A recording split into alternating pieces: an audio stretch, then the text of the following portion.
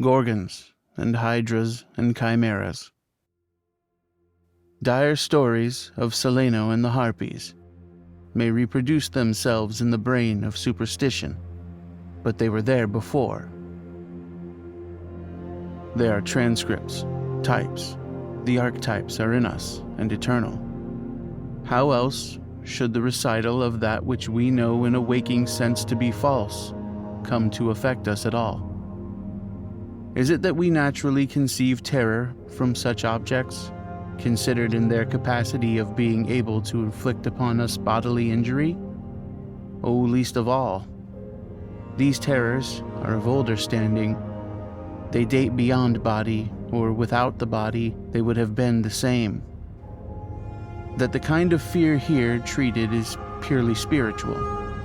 That it is strong in proportion as it is objectless on earth. That it predominates in the period of our sinless infancy, our difficulties the solution of which might afford some probable insight into our anti-mundane condition, and a peep at least into the shadowland of pre-existence.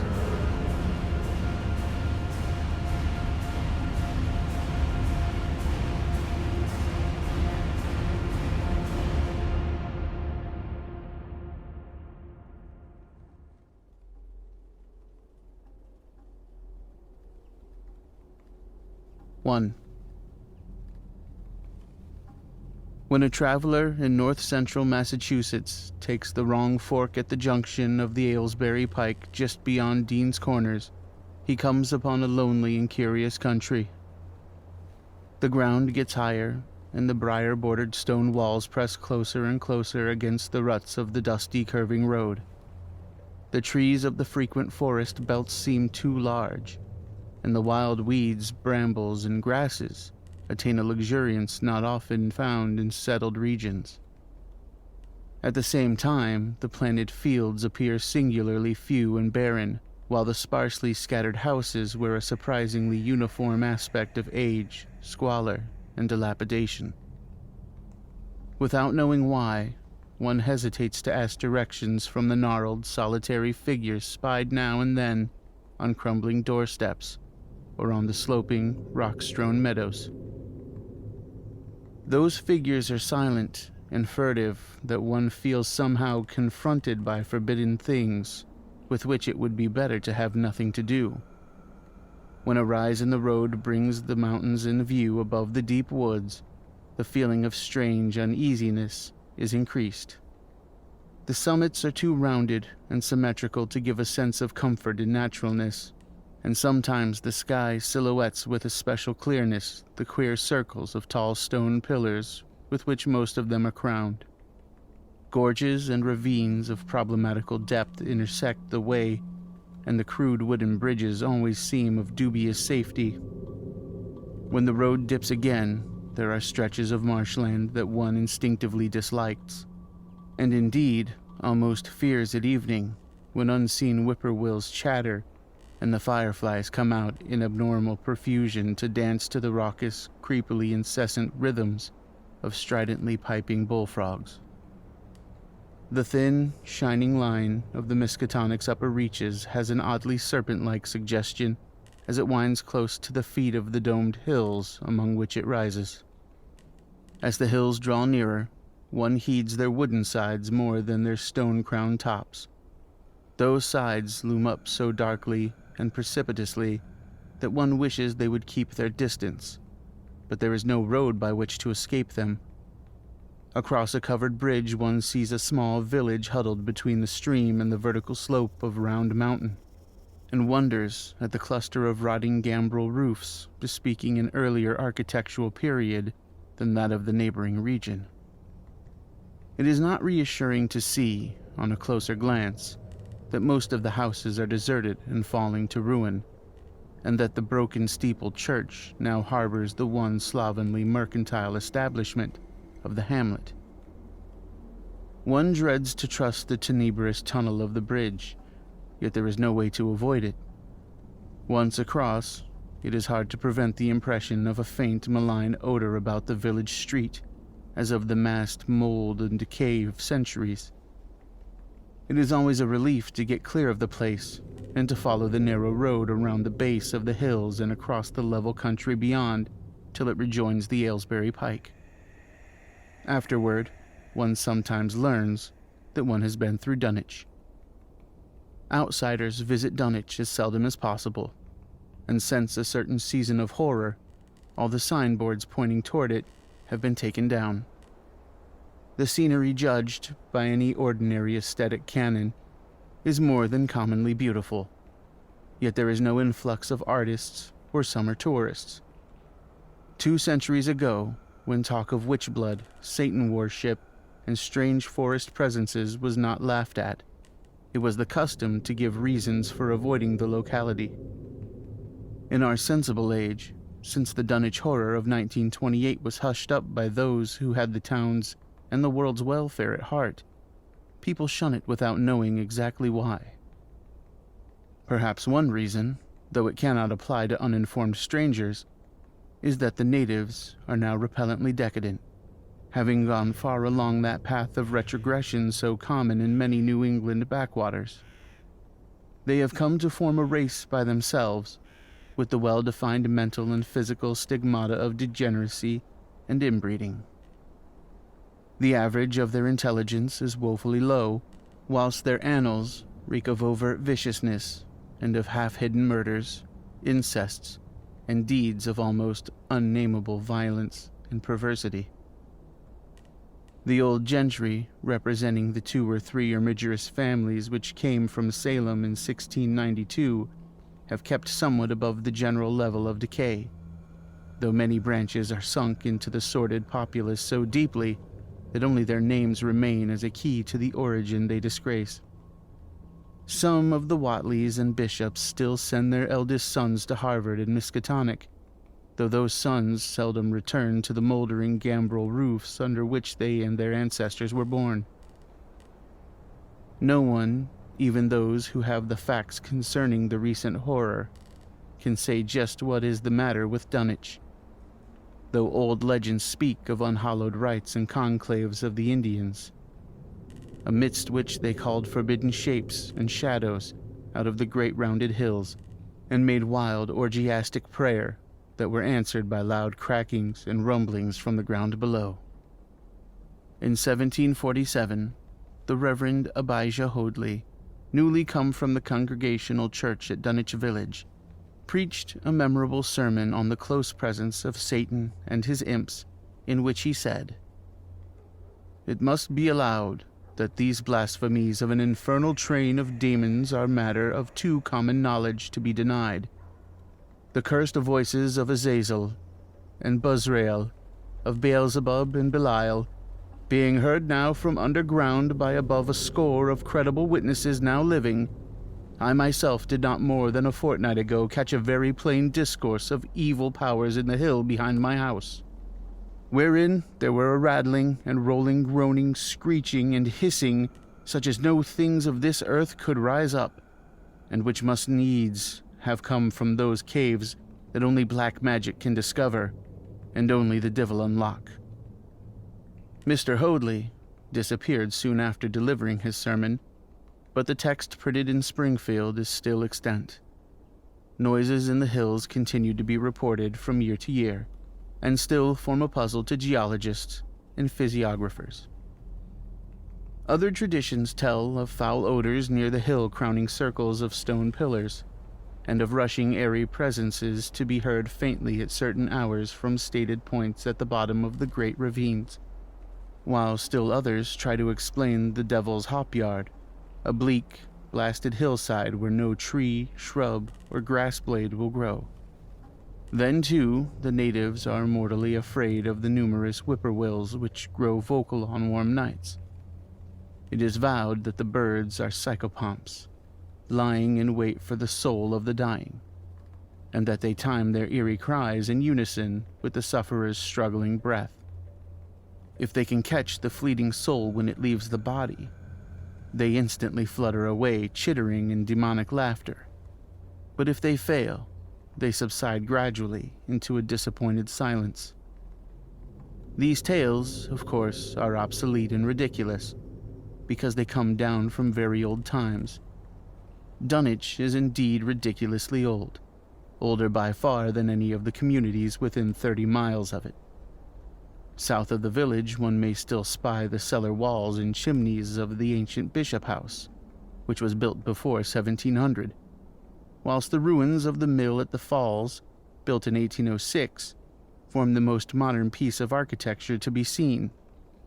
Industry did not flourish here, and the 19th century factory movement proved short-lived. Oldest of all are the great rings of rough-hewn stone columns on the hilltops, but these are more generally attributed to the Indians than to the settlers. Deposits of skulls and bones found within these circles and around the sizable table-like rock on Sentinel Hill sustain the popular belief that such spots were once the burial places of the Pecumtucks, even though many ethnologists regarding the absurd improbability of such a theory persist in believing the remains Caucasian.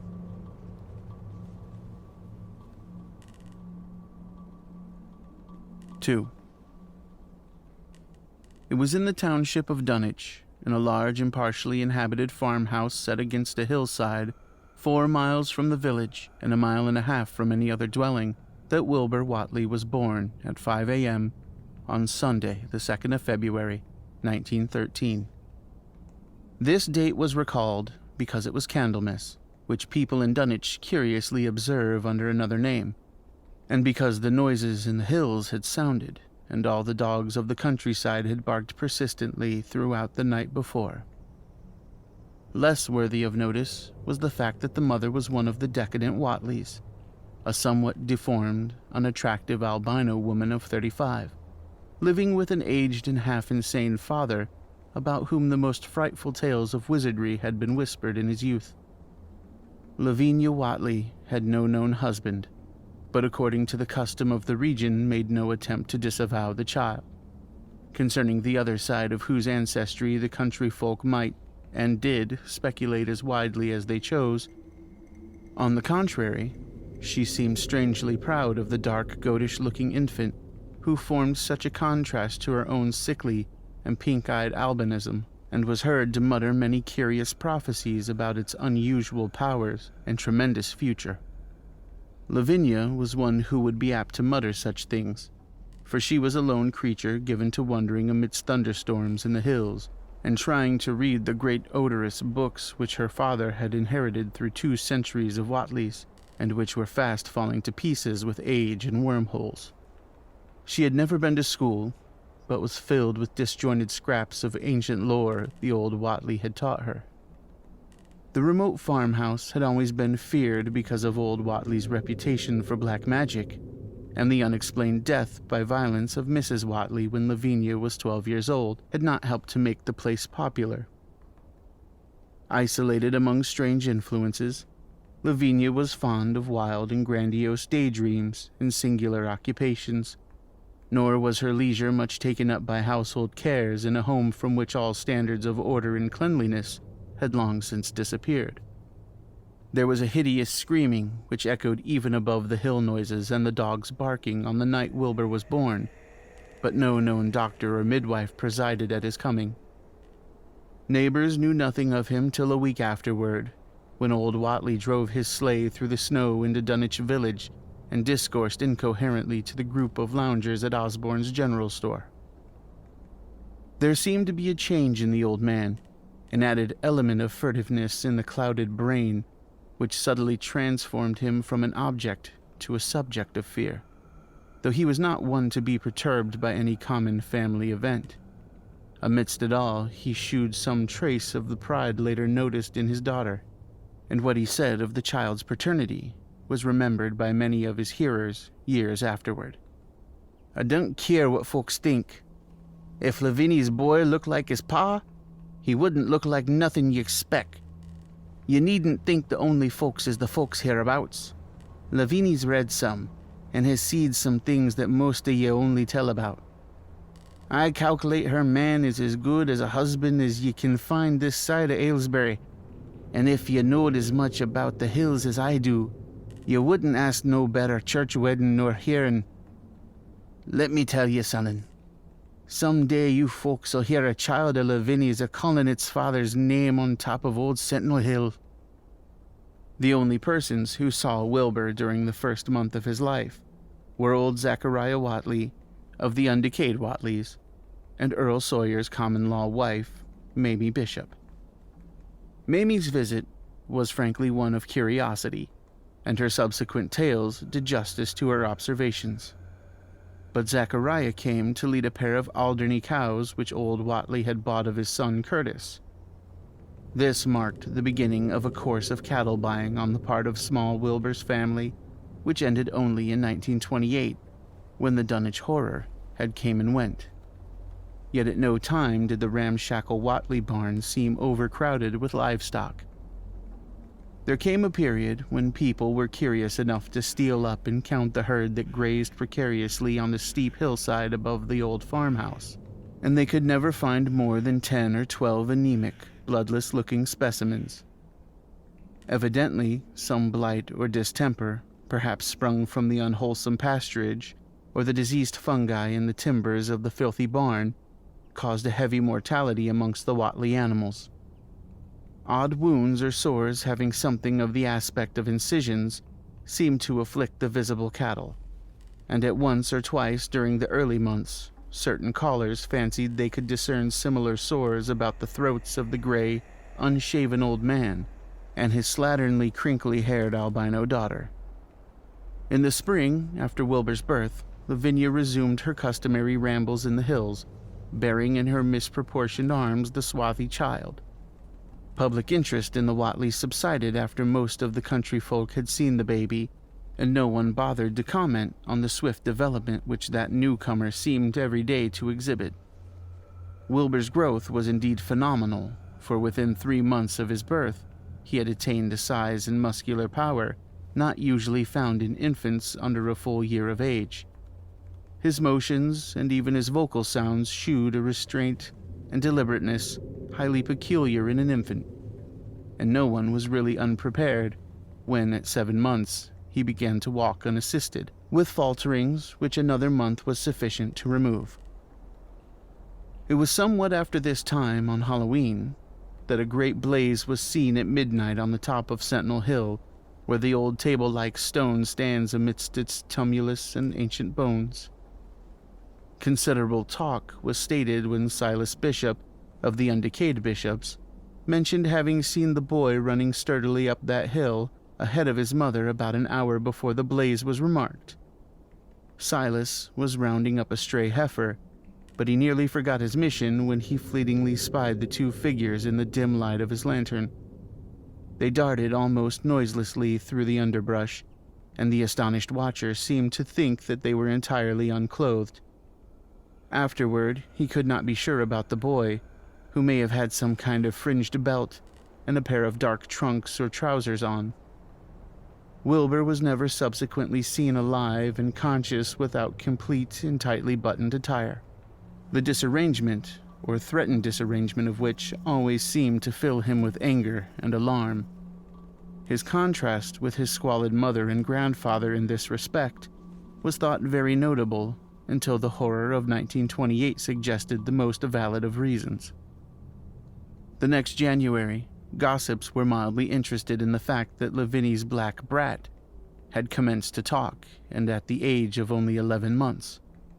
His speech was somewhat remarkable both because of its difference from the ordinary accents of the region, and because it displayed a freedom from infantile lisping of which many children of 3 or 4 might well be proud. The boy was not talkative, yet when he spoke, he seemed to reflect some elusive element wholly unpossessed by Dunwich and its denizens.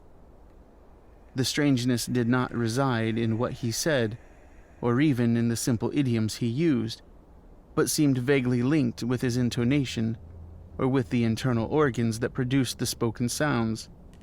His facial aspect, too, was remarkable for its maturity, for though he shared his mother's and grandfather's chinlessness, his firm and precociously shaped nose united with the expression of his large, dark, almost Latin eyes to give him an air of quasi-adulthood and well-nigh preternatural intelligence. He was, however, exceedingly ugly despite his appearance of brilliancy, there being something almost goatish or animalistic about his thick lips, large pored, yellowish skin, coarse, crinkly hair, and oddly elongated ears.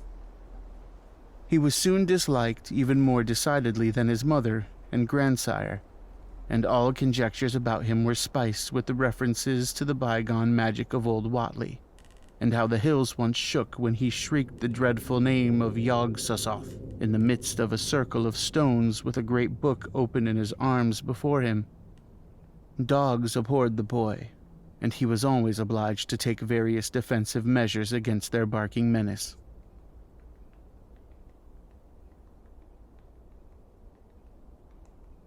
(3)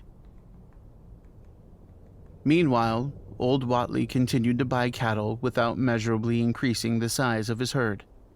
He also cut timber and began to repair the unused parts of his house, a spacious, peak-roofed affair whose rear end was buried entirely in the rocky hillside, and whose 3 least ruined ground-filled rooms had always been sufficient for himself and his daughter. There must have been prodigious reservations of strength in the old man to enable him to accomplish so much labor, and though he still babbled dementedly at times, his carpentry seemed to shew the effects of sound calculation. It had already begun as soon as Wilbur was born, when one of the many tool sheds had been put suddenly in order, clapboarded and fitted with a stout fresh lock. Now, in restoring the abandoned upper story of the house, he was a no less thorough craftsman. His mania shewed itself only in its tight boarding up of all the windows in the reclaimed section, though many declared that it was a crazy thing to bother with the reclamation at all. Less inexplicable was his fitting up of another downstairs room for his new grandson, a room which several callers saw, though no one was ever admitted to the closely boarded upper story. This chamber he lined with tall, firm shelving, along which he began gradually to arrange, in apparently careful order, all the rotting ancient books and parts of books which during his own day had been heaped promiscuously in odd corners of the various rooms. "I made some use of 'em," he would say, as he tried to mend a torn black letter page, with paste prepared on a rusty kitchen stove.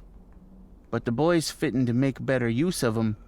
He'd oughter have 'em as well sort as he kin, for they're gonna be all of his larnin'." When Wilbur was a year and 7 months old, in September of 1914, his size and accomplishments were almost alarming.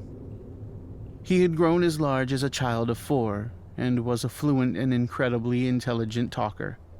He ran freely about the fields and hills, and accompanied his mother on all of her wanderings. At home, he would pore diligently over the queer pictures and charts in his grandfather's books, while old Watley would instruct and catechize him through long, hushed afternoons. By this time, the restoration of the house was finished, and those who watched it wondered why one of the upper windows had been made into a solid plank door. It was a window in the rear of the east gable end, close up against the hill, and no one could imagine why a cleated wooden runway was built up to it from the ground. About the period of this work's completion, people noticed that the old tool house, tightly locked and windowlessly clapboarded since Wilbur's birth, had been abandoned again. The door swung listlessly open, and when Earl Sawyer once stepped within after a cattle-selling call on old Watley, he was quite discomposed by the singular odor he encountered. Such a stench, he averred, as he had never before smelt in all his life except near the Indian circles on the hills, and which could not come from anything sane or of this earth. But then, the homes and sheds of Dunwich folk have never been remarkable for olfactory immaculateness. The following months were void of visible events, save that everyone swore to a slow but steady increase in the mysterious hill noises. On May Eve of 1915, there were tremors, which even the Aylesbury people felt, whilst the following Halloween produced an underground rumbling queerly synchronized with the bursts of flame. "Them witch Watley's doin's," from the summit of Sentinel Hill. Wilbur was growing up uncannily so that he looked like a boy of 10 as he entered his 4th year. He read avidly by himself now, but talked much less than formerly. A settled taciturnity was absorbing him, and for the first time, people began to speak specifically of the dawning look of evil in his goatish face. He would sometimes mutter in an unfamiliar jargon and chant in bizarre rhythms which chilled the listener with a sense of unexplainable terror. The aversion displayed toward him by dogs had now become a matter of wide remark, and he was obliged to carry a pistol in order to traverse the countryside in safety. His occasional use of the weapon did not enhance his popularity amongst the owners of canine guardians. The few callers at the house would often find Lavinia alone on the ground floor, while odd cries and footsteps resounded in the boarded-up 2nd story. She would never tell what her father and the boy were doing up there, though once she turned pale and displayed an abnormal degree of fear when a jocose fish peddler tried the locked door leading to the stairway. That peddler told the store loungers at Dunwich village that he thought he heard a horse stamping on that floor above. The loungers reflected, thinking of the door and runway, and of the cattle that so swiftly disappeared. Then they shuddered as they recalled tales of old Whateley's youth, and of the strange things that are called out of the earth when a bullock is sacrificed at the proper time to certain heathen gods. It had for some time been noticed that dogs had begun to hate and fear the whole Whateley place as violently as they had hated and feared young Wilbur personally. In 1917, the war came, and Squire Sawyer Whateley, as chairman of the local draft board, had hard work finding a quota of young Dunwich men fit even to be sent to a development camp. The government, alarmed at such signs of wholesale regional decadence, sent several officers and medical experts to investigate, conducting a survey which New England newspaper readers may still recall. It was the publicity attending the investigation which sent reporters on the track of the Whateleys and caused the Boston Globe and Arkham Advertiser to print flamboyant Sunday stories of young Wilbur's precociousness. Old Whateley's black magic, the shelves of strange books, the sealed 2nd story of the ancient farmhouse, and the weirdness of the whole region and its hill noises. Wilbur was 4.5 then, and looked like a lad of 15. His lips and cheeks were fuzzy with a coarse dark brown, and his voice had begun to break. Earl Sawyer went out to the Whateley place with both sets of reporters and cameramen, and called their attention to the queer stench which now seemed to trickle down from the sealed upper spaces. It was, he said, exactly like a smell he had found in the tool shed, abandoned when the house was finally repaired, and like the faint odors which he sometimes thought he caught near the stone circles on the mountains. Dunwich folk read the stories when they appeared, and grinned over the obvious mistakes. They wondered, too, why the writers made so much of the fact that old Whateley always paid for his cattle in gold pieces of extremely ancient date. The Whateleys had received their visitors with ill-concealed distaste, though they did not dare court further publicity by a violent resistance or refusal to talk.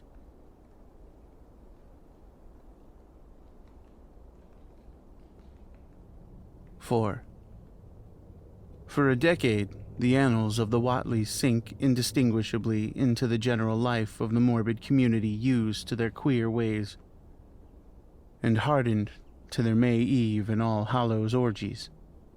Twice a year, they would light fires on the top of Sentinel Hill, at which times the mountain rumblings would recur with greater and greater violence, while at all seasons there were strange and portentous doings at the lonely farmhouse. In the course of time, callers professed to hear sounds in the sealed upper story, even when all the family were downstairs, and they wondered how swiftly or how lingeringly a cow or bullock was usually sacrificed. There was talk of a complaint to the Society for the Prevention of Cruelty to Animals, but nothing ever came of it, since Dunwich folk are never anxious to call the outside world's attention to themselves. About 1923, when Wilbur was a boy of 10, whose mind, voice, stature, and bearded face gave all the impressions of maturity, a second great siege of carpentry went on at the old house. It was all inside the sealed upper part, and from bits of discarded lumber, people concluded that the youth and his grandfather had knocked out all the partitions and even removed the attic floor, leaving only one vast open void between the ground story and the peaked roof. They had torn down the great central chimney, too, and fitted the rusty range with a flimsy outside tin stovepipe. In the spring, after this event, old Watley noticed the growing number of whippoorwills that would come out of Cold Spring Glen to chirp under his window at night. He seemed to regard the circumstance as one of great significance, and told the loungers at Osborne's that he thought his time had almost come. "They whistle just in tune with my breathing now," he said, "and I guess they're getting ready to catch my soul. They know it's a-going out, and don't calculate to miss it. You'll know, boys, arter I'm gone, whether they get me or not. If they do, they'll keep up a-singin' and laughin' till break o' day. If they don't, they'll kinder quiet down like. I expect them and the souls they hunts for having some pretty tough tussles sometimes." On Lammas night, 1924, Dr. Houghton of Aylesbury was hastily summoned by Wilbur Watley, who had lashed his one remaining horse through the darkness and telephoned from Osborne's in the village. He had found old Watley in a very grave state, with a cardiac action and stertorous breathing that told of an end not far off. The shapeless albino daughter and oddly bearded grandson stood by the bedside, whilst from the vacant abyss overhead there came a disquieting suggestion of rhythmical surging or lapping, as of the waves on some level beach. The doctor, though, was chiefly disturbed by the chattering night birds outside, a seemingly limitless legion of whippoorwills that cried their endless message in repetitions timed diabolically to the wheezing gasps of the dying man. It was uncanny and unnatural, too much, thought Dr. Houghton, like the whole of the region he had entered so reluctantly in response to the urgent call. Toward 1 o'clock, old Watley gained consciousness and interrupted his wheezing to choke out a few words to his grandson. "More space, Willie. More space soon. You grows, and that grows faster. It'll be ready to serve you soon, boy. Open up the gates to Yog-Sothoth with the long chant that you'll find on page 751 of the complete edition, and then put a match to the prison. Fire from earth can't burn it nohow." He was obviously quite mad. After a pause, during which the flock of whippoorwills outside adjusted their cries to the altered tempo, while some indications of the strange hill noises came from afar off, he added another sentence or two. "Feed it reg'lar, Willie, and mind the quantity. But don't let it grow too fast for the place, for if it bursts quarters, it gets out afore you opens to Yog-Sothoth. It's all over and no use. Only them from beyond can make it multiplying work. Only them, the old uns as wants to come back." But the speech gave place to gasps again, and Lavinia screamed at the way the whippoorwills followed the change. It was the same for more than an hour, when the final throaty rattle came. Dr. Houghton drew shrunken lids over the glazing gray eyes as the tumult of birds faded imperceptibly to silence. Lavinia sobbed, but Wilbur only chuckled whilst the hill noises rumbled faintly. "They didn't get him," he muttered in his heavy bass voice. Wilbur was, by this time, a scholar of really tremendous erudition in his one-sided way, and was quietly known by correspondence to many librarians in distant places, where rare and forbidden books of old days are kept. He was more and more hated and dreaded around Dunwich, because of certain youthful disappearances which suspicion laid vaguely at his door, but was always able to silence inquiry through fear or through use of that fund of old-time gold, which still, as in his grandfather's time, went forth regularly and increasingly for cattle buying. He was now tremendously mature of aspect, and his height, having reached the normal adult limit, seemed inclined to wax beyond that figure. In 1925, when a scholarly correspondent from Miskatonic University called upon him one day and departed pale and puzzled, he was fully 6 3/4 feet tall.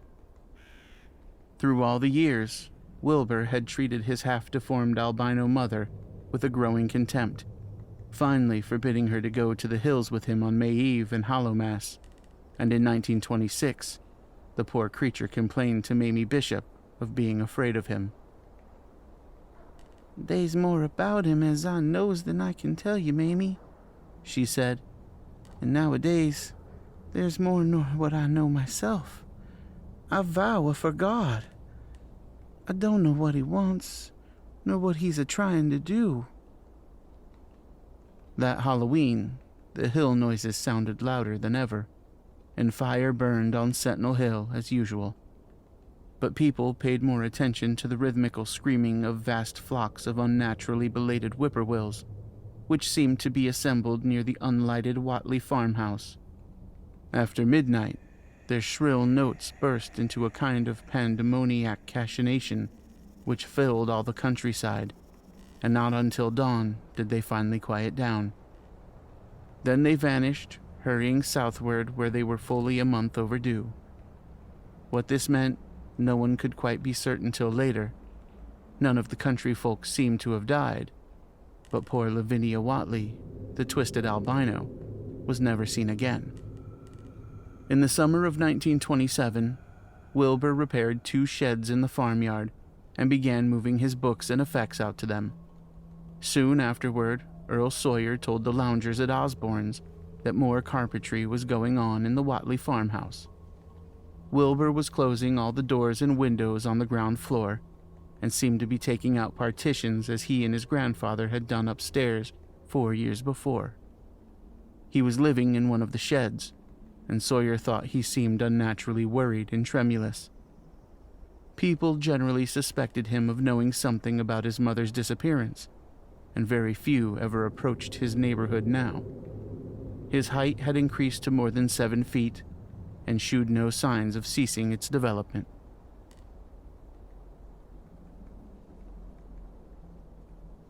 "5.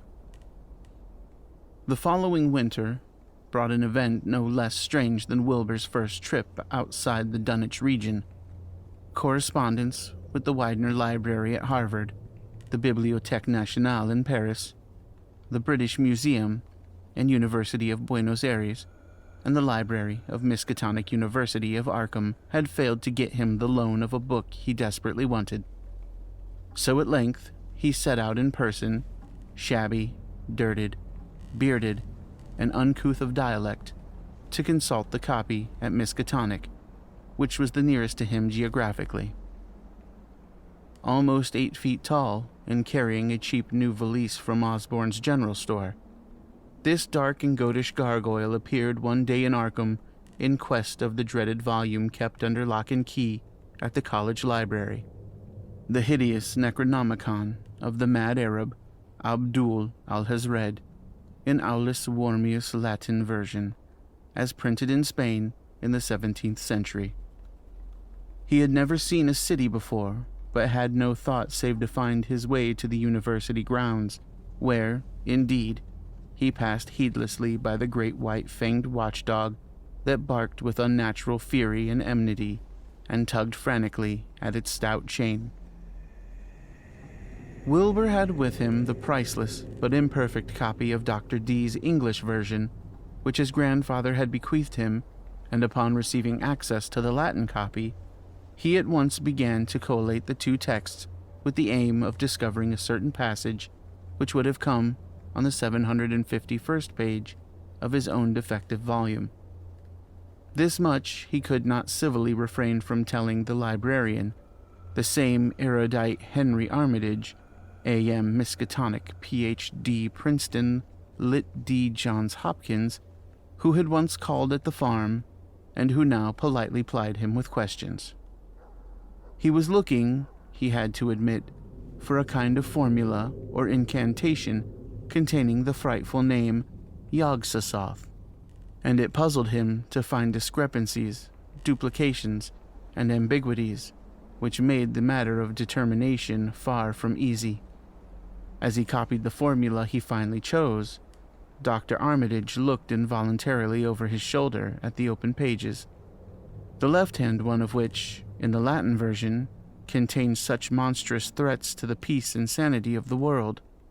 Nor is it to be thought, ran the text as Armitage mentally translated it, that man is either the oldest or the last of Earth's masters, or that the common bulk of life and substance walks alone. The old ones were, the old ones are, and the old ones shall be. Not in the spaces we know, but between them. They walk serene and primal, undimensioned, and to us unseen. Yog-Sothoth knows the gate. Yog-Sothoth is the gate. Yog-Sothoth is the key and guardian of the gate. Past, present, future, all are one in Yog-Sothoth. He knows where the old ones broke through of old, and where they shall break through again. He knows where they have trod earth's fields, and where they still tread them, and why no one can behold them as they tread. By their smell can man sometimes know them near, but of their semblance can no man know, saving only in the features of those they have begotten on mankind. And of those are there many sorts, differing in likeness from the man's truest eidolon to that shape without sight or substance which is them. They walk unseen and foul in lonely places where the words have been spoken and the rites howled through at their seasons. The wind gibbers with their voices, and the earth mutters with their consciousness. They bend the forest and crush the city, yet may not forest or city behold the hand that smites. Kadath in the cold waste hath known them, and what man knows Kadath? The ice desert of the south and the sunken isles of ocean hold stones whereon their seal is engraven, but who hath seen the deep frozen city, or the sealed tower long garlanded with seaweed and barnacles? Great Cthulhu is their cousin, yet can he spy them only dimly. La, Shub-Niggurath, as a foulness shall ye know them. Their hand is at your throats, yet ye see them not, and their habitation is even one with your guarded threshold. Yog-Sothoth is the key to the gate, whereby the spheres meet. Man rules now where they ruled once. They shall soon rule where man rules now. After summer is winter, and after winter summer. They wait patient and potent, for here shall they reign again. Dr. Armitage, associating what he was reading with what he had heard of Dunwich and its brooding presences, and of Wilbur Watley and his dim, hideous aura that stretched from a dubious birth to a cloud of probable matricide, felt a wave of fright as tangible as a draught of the tomb's cold clamminess. The bent, goatish giant before him seemed like the spawn of another planet or dimension, like something only partly of mankind, and linked to black gulfs of essence and entity that stretch like titan phantasms beyond all spheres of force and matter, space and time. Presently, Wilbur raised his head and began speaking in that strange, resonant fashion which hinted at sound-producing organs unlike the run of mankind's. "Mr. Armitage," he said, "I calculate I've got to take that book home. They's things in it I've got to try under certain conditions that I can't get here, and it'd be a mortal sin to let a red tape rule hold me up. Let me take it along, sir, and I swear there won't nobody know the difference. I don't need to tell you I'll take good care of it. It wasn't me that put this D copy in the shape it is." He stopped as he saw a firm denial on the librarian's face. and his own goatish features grew crafty. Armitage, half ready to tell him he might make a copy of what parts he needed, thought suddenly of the possible consequences and checked himself. There was too much responsibility in giving such a being the key to such blasphemous outer spheres. Whateley saw how things stood and tried to answer lightly. "Well, all right, if you feel that way about it. Maybe Harvard won't be so fussy as you be." And without saying more, he rose and strode out of the building, stooping at each doorway. Armitage heard the savage yelping of the great watchdog and studied Whateley's gorilla-like lope as he crossed the bit of campus visible from the window. He thought of the wild tales he had heard and recalled the old Sunday stories in the Advertiser. These things, and the lore he had picked up from the Dunwich rustics and villagers during his one visit there. Unseen things, not of Earth, or at least not of tri-dimensional Earth, rushed foetid and horrible through New England's glens, and brooded obscenely on the mountain tops. Of this he had long felt certain. Now he seemed to sense the close presence of some terrible part of the intruding horror, and to glimpse a hellish advance in the black dominion of the ancient and once passive nightmare. He locked away the Necronomicon with a shudder of disgust, but the room still reeked with an unholy and unidentifiable stench. "As a foulness shall ye know them," he quoted. Yes, the odor was the same as that which had sickened him at the Whateley farmhouse less than 3 years before. He thought of Wilbur, goatish and ominous, once again, and laughed mockingly at the village rumors of his parentage. "Inbreeding?" Armitage muttered half aloud to himself. "Great God, what simpletons! Shew them Arthur Machen's great god, Pan, and they'll think it common Dunwich scandal. But what thing, what cursed shapeless influence on or off this three-dimensioned earth was Wilbur Watley's father, born on Candlemas, 9 months after May Eve of 1912, when they talk about the queer earth noises reached clean to Arkham? What walked on the mountains that May night? What rude horror fastened itself on the world in human flesh and blood?"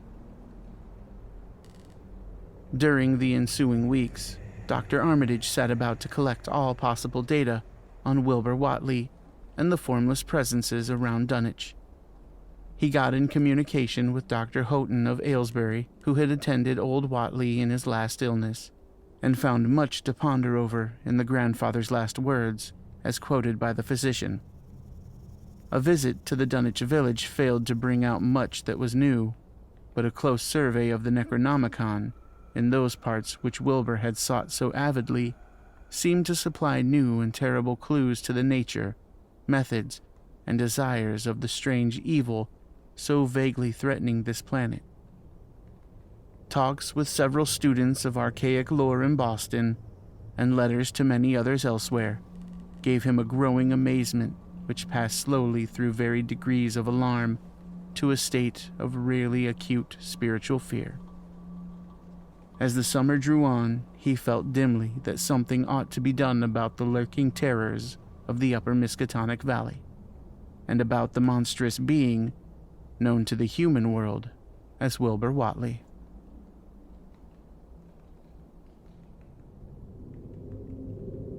"6. The Dunwich horror itself came between Lammas and the equinox in 1928, and Dr. Armitage was among those who witnessed its monstrous prologue. He had heard, meanwhile, of Watley's grotesque trip to Cambridge, and of his frantic efforts to borrow a copy from the Necronomicon at the Widener Library. Those efforts had been in vain, since Armitage had issued warnings of the keenest intensity to all librarians having charge of the dreaded volume.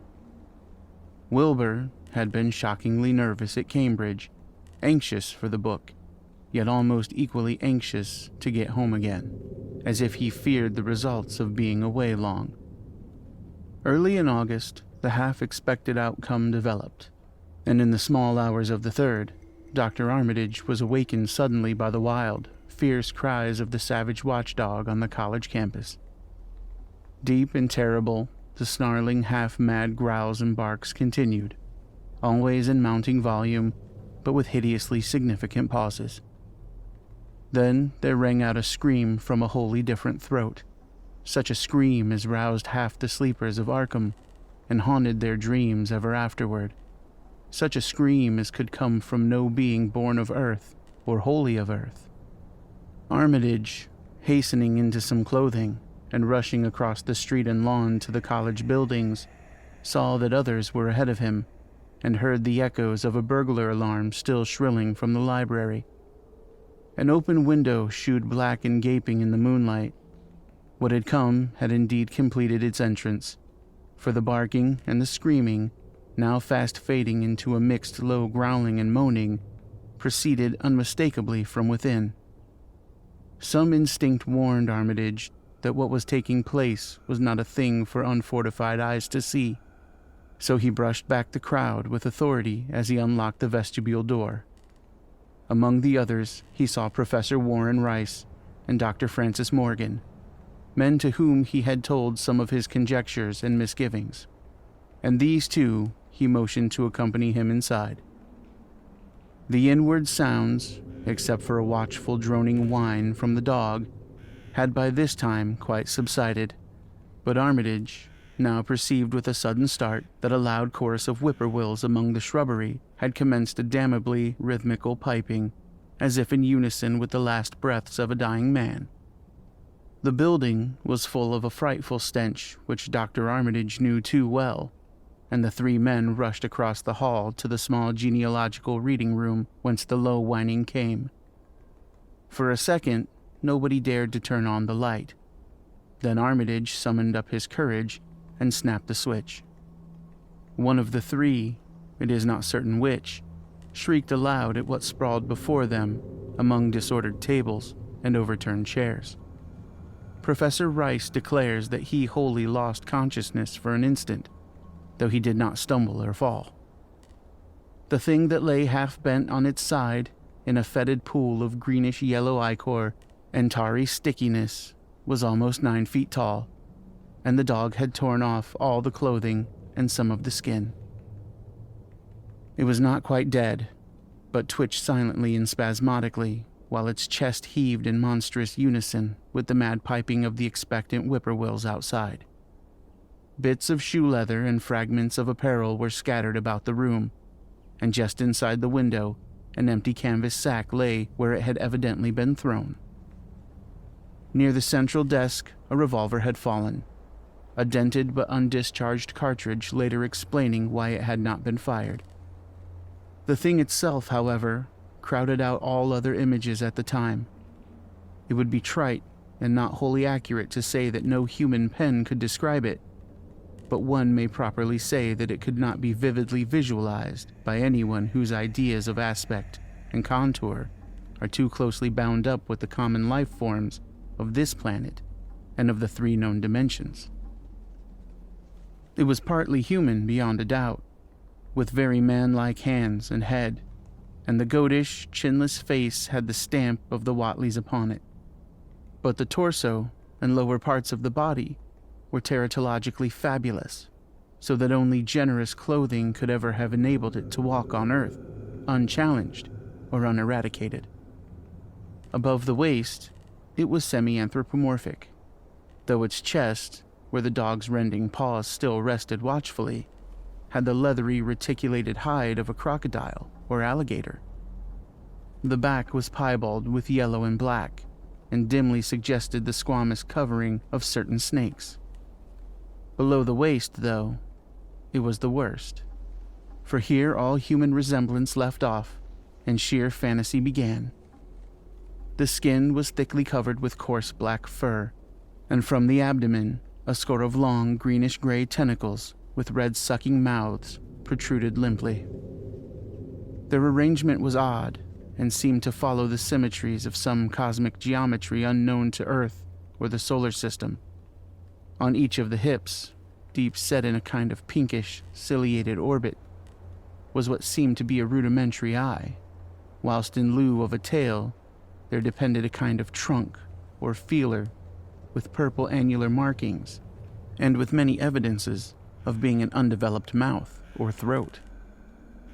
The limbs, save for their black fur, roughly resembled the hind legs of prehistoric Earth's giant saurians, and terminated in ridgy-veined pads that were neither hooves nor claws.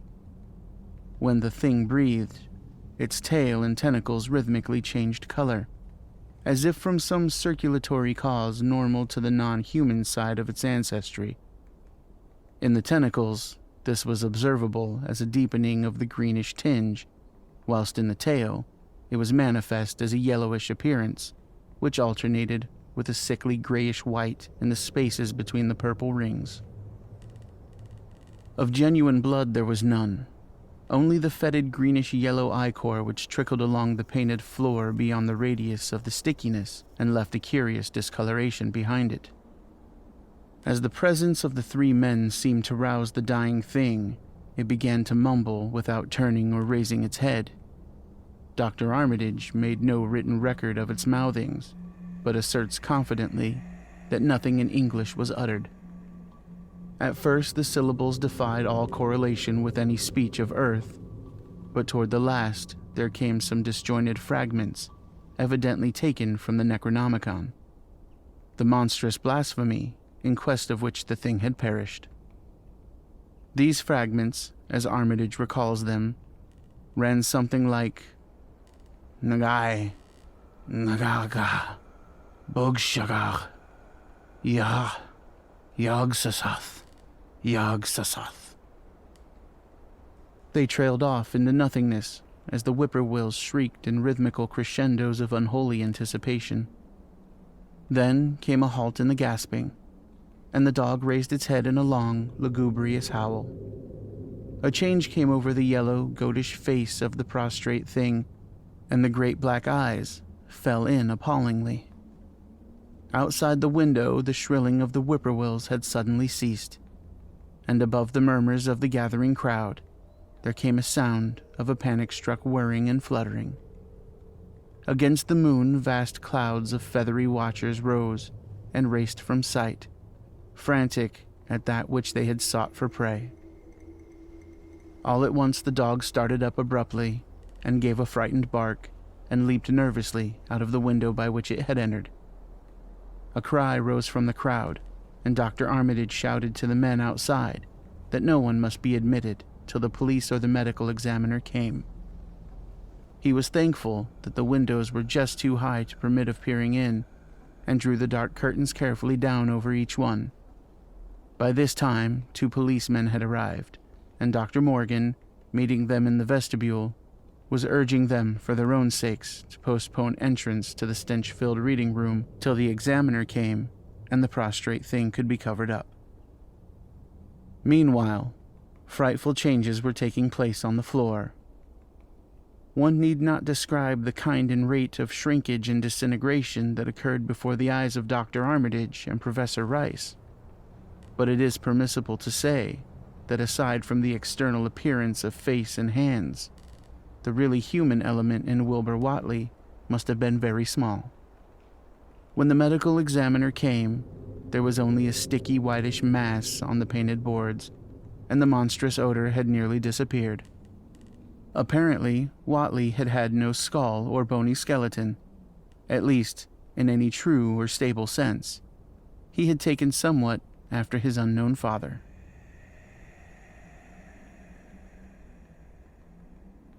(7) Yet all this was only the prologue of the actual Dunwich horror. Formalities were gone through by bewildered officials, abnormal details were duly kept from press and public, and men were sent to Dunwich and Aylesbury to look up property and notify any who might be heirs of the late Wilbur Watley. They found the countryside in great agitation, both because of the growing rumblings beneath the domed hills, and because of the unwanted stench and the surging, lapping sounds which came increasingly from the great empty shell formed by Watley's boarded-up farmhouse. Earl Sawyer, who tended the horse and cattle during Wilbur's absence, had developed a woefully acute case of nerves. The officials devised excuses not to enter the noisome boarded place and were glad to confine their survey of the deceased's living quarters, the newly mended sheds, to a single visit. They filed a ponderous report at the courthouse in Aylesbury, and litigations concerning heirship are said to be still in progress amongst the innumerable Whateleys, decayed and undecayed, of the upper Miskatonic Valley. An almost interminable manuscript in strange characters, written in a huge ledger and adjudged a sort of diary because of the spacing and the variations in ink and penmanship, presented a baffling puzzle to those who found it on the old bureau, which served as its owner's desk. After a week of debate, it was sent to Miskatonic University, together with the deceased's collection of strange books, for study and possible translation. But even the best linguists soon saw that it was not likely to be unriddled with ease. No trace of the ancient gold with which Wilbur and old Watley always paid their debts has yet been discovered. It was in the dark of September 9th that the horror broke loose. The hill noises had been very pronounced during the evening, and dogs barked frantically all night. Early risers on the 10th noticed a peculiar stench in the air. About 7 o'clock, Luther Brown, the hired boy at George Corey's between Cold Spring Glen and the village, rushed frenziedly back from his morning trip to 10-Acre Meadow with the cows. He was almost convulsed with fright as he stumbled into the kitchen, and in the yard outside, the no less frightened herd were pawing and lowing pitifully, having followed the boy back in the panic they shared with him. Between gasps, Luther tried to stammer out his tale to Mrs. Corey. "Up there in the rud beyond the glen, Miss Corey. They's something been there. It smells like thunder, and all the bushes and little trees is pushed back from the rud like they'd has been moved along of it. And that ain't the worst nuther. They's prints in the rud, Miss Corey. Great round prints as big as barrelheads, all sunk down deep like a elephant had been along. Only they's a sight more nor 4 feet can make.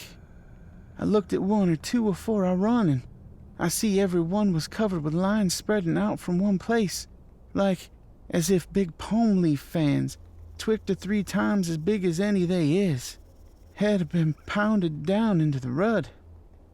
And the smell was awful, like what it is around Wizard Watley's old house." Here he faltered, and seemed to shiver afresh with the fright that had sent him flying home.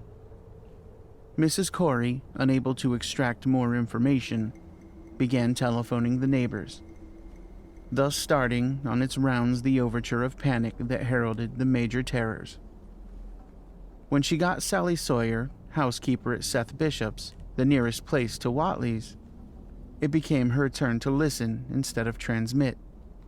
For Sally's boy Chauncey, who slept poorly, had been up on the hill toward Watley's and had dashed back in terror after one look at the place and at the pasturage where Mr. Bishop's cows had been left out all night.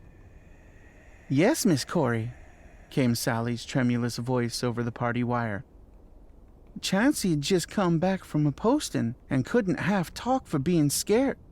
He said old Watley's house is all blowed up, with the timbers scattered round like they'd been dynamite inside, only the bottom floor ain't through, but it's all covered with a kind of tar-like stuff that smells awful and drips down off of the edges onto the ground where the side timbers is blown away.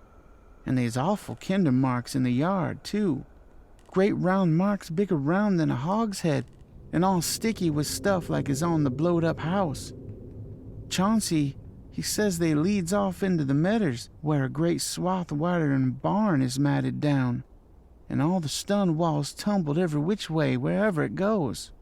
And he says he, Miss Corey, as how he sought to look for Seth's cows, frightened as he was, and found 'em in the upper pasture nigh the Devil's Hop Yard in an awful shape.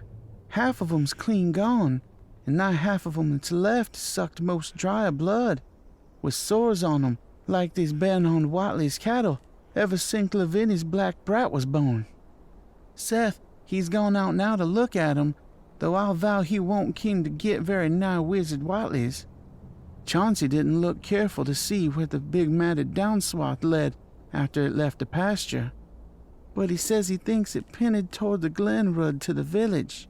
I tell you, Miss Corey, there's something abroad as hadn't ought to be abroad, and I for one think that black Wilbur Watley has come to the bad end he deserved, is at the bottom of the breeding of it. He wasn't all human hisself, I always says to everybody, and I think he and old Watley must have raised something in that there nailed-up house as ain't even so human as he was. There's always been unseen things around Dunwich, living things, as ain't human and ain't good for human folks. The ground was a-talking last night, and towards morning Chauncey, he heard the whippoorwills so loud in Cold Spring Glen he couldn't sleep none. Then he thought he heard another faint-like sound over towards Wizard Watley's, a kind of ripping, tearing of wood, like some big box or crate was being opened fur off. What with this and that, he didn't get to sleep at all till sunup, and no sooner was he up this morning, but he's got to go over to Watley's and see what's the matter. He see enough, I tell you, Miss Corey. This don't mean no good, and I think as all the men folks ought to get up and party and do something. I know something awful's about, and feel my time is nigh, though only God knows just what it is. Did your Luther take account of where them big tracks led to? No? Well, Miss Corey, if they was on the Glen Rud this side of the glen, and ain't got to your house yet, I calculate they must go into the glen itself. They would do that. I always say Cold Spring Glen ain't no healthy nor decent place. The whippoorwills and fireflies there never did act like they was creatures of God, and they's them as says you can hear strange things rustling and a-talking in the air down there if you stand in the right place between the Rock Falls and Bear's Den. By that noon, fully 3/4 of the men and boys of Dunwich were trooping over the roads and meadows between the new-made Watley ruins and Cold Spring Glen, examining in horror the vast, monstrous prints, the maimed bishop cattle, the strange, noisome wreck of the farmhouse, and the bruised, matted vegetation of the fields and roadsides. Whatever had burst loose upon the world had assuredly gone down into the great sinister ravine, for all the trees on the banks were bent and broken, and a great avenue had been gouged in the precipice hanging underbrush. It was as though a house, launched by an avalanche, had slid down through the tangled growths of the almost vertical slope. From below no sound came, but only a distant, undefiable fetor. And it is not to be wondered at that the men preferred to stay on the edge and argue, rather than descend and beard the unknown cyclopean horror in its lair. 3 dogs that were with the party had barked furiously at the first, but seemed cowed and reluctant when near the glen. Someone telephoned the news to the Aylesbury Transcript, but the editor, accustomed to wild tales from Dunwich, did no more than concoct a humorous paragraph about it, an item soon afterward reproduced by the Associated Press. That night, everyone went home, and every house and barn was barricaded as stoutly as possible. Needless to say, no cattle were allowed to remain in open pasturage.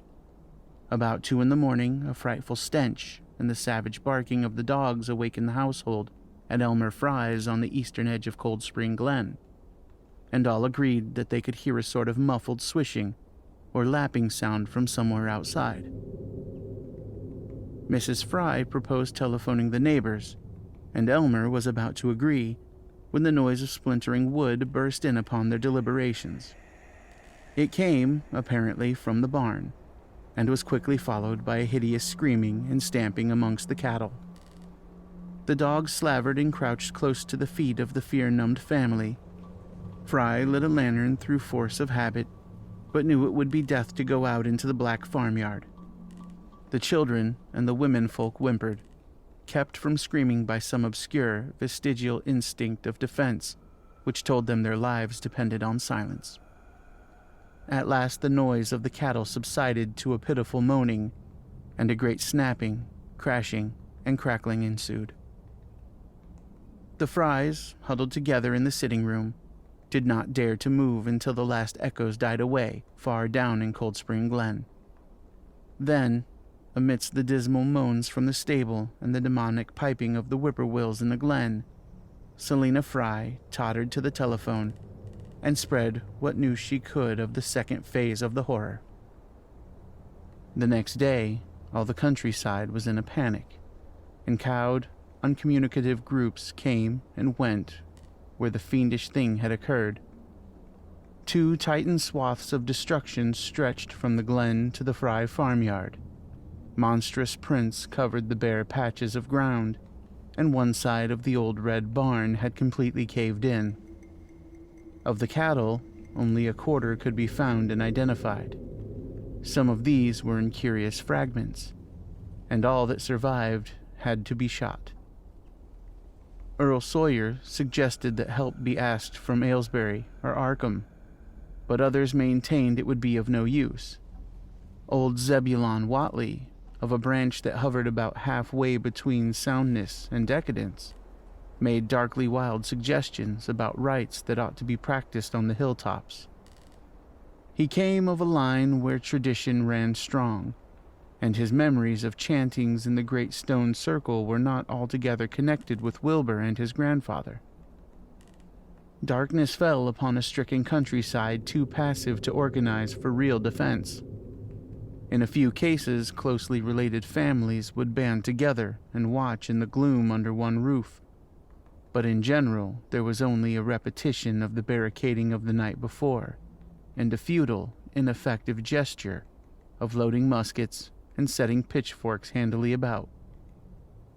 Nothing, however, occurred except some hill noises, and when the day came, there were many who hoped that the new horror had gone as swiftly as it had come. There were even bold souls who proposed an offensive expedition down in the glen, though they did not venture to set an actual example to the still reluctant majority. When night came again, the barricading was repeated, though there was less huddling together of families. In the morning, both the Fry and the Seth Bishop households reported excitement among the dogs, and vague sounds and stenches from afar, while early explorers noted with horror a fresh set of the monstrous tracks in the road skirting Sentinel Hill. As before, the sides of the road showed a bruising indicating of the blasphemously stupendous bulk of the horror, whilst the conformation of the tracks seemed to argue a passage in 2 directions, as if the moving mountain had come from Cold Spring Glen and returned to it along the same path. At the base of the hill, a 30-foot swath of crushed shrubbery saplings led steeply upward, and the seekers gasped when they saw that even the most perpendicular places did not deflect the inexorable trail. Whatever the horror was, it could scale a sheer stony cliff of almost complete verticality. And as the investigators climbed around to the hill's summit by safer routes, they saw that the trail ended, or rather, reversed there. It was here that the Whateleys used to build their hellish fires and chant their hellish rituals by the table-like stone on May Eve and Hallowmass. Now, that very stone formed the center of a vast space thrashed around by the mountainous horror, whilst upon its slightly concave surface was a thick and fetid deposit of the same tarry stickiness observed on the floor of the ruined Whateley farmhouse when the horror escaped. Men looked at one another and muttered. Then they looked down the hill. Apparently, the horror had descended by a route much the same as that of its ascent. To speculate was futile. Reason, logic, and normal ideas of motivation stood confounded. Only old Zebulon, who was not with the group, could have done justice to the situation or suggested a plausible explanation. Thursday night began much like the others, but it ended less happily. The whippoorwills in the glen had screamed with such unusual persistence that many could not sleep. At about 3 a.m., all the party telephones rang tremulously. Those who took down their receivers heard a fright-mad voice shriek out, "Help! Oh my God!" and some thought a crashing sound followed the breaking off of the exclamation. There was nothing more. No one dared do anything, and no one knew till morning whence the call came. Then those who had heard it called everyone on the line, and found that only the Frys did not reply. The truth appeared an hour later, when a hastily assembled group of armed men trudged out to the Fry place at the head of the glen. It was horrible, yet hardly a surprise. There were more swaths of monstrous prints, but there was no longer any house. It had caved in like an eggshell, and amongst the ruins, nothing living or dead could be discovered. Only a stench and a tarry stickiness. The Elmer Frys had been erased from Dunwich. 8. In the meantime, a quieter, yet even more spiritually poignant phase of the horror had been blackly unwinding itself behind the closed door of a shelf-lined room in Arkham.